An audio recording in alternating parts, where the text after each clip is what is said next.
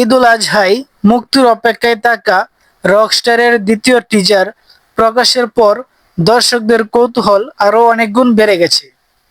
শাকিব খানের সঙ্গে সঙ্গে তিন নায়িকা সাবিলা নূর, মিথিলা এবং সুনিধি নায়কের ঝলকে রহস্যময় হয়ে উঠেছে সিনেমার গল্প।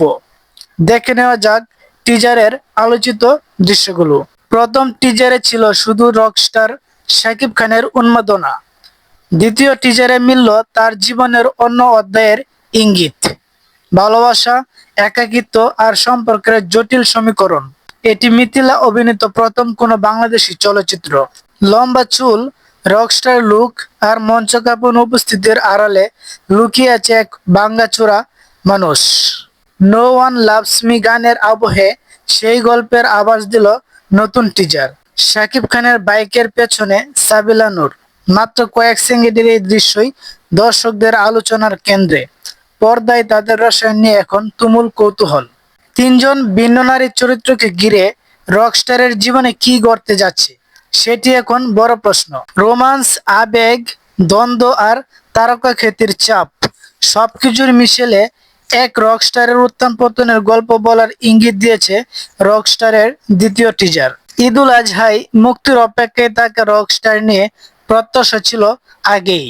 দ্বিতীয় টিজার প্রকাশের পর সেই আগ্রহ আরো বেড়েছে কয়েক গুণ। দর্শক এখন বড় পর্দার অপেক্ষায়।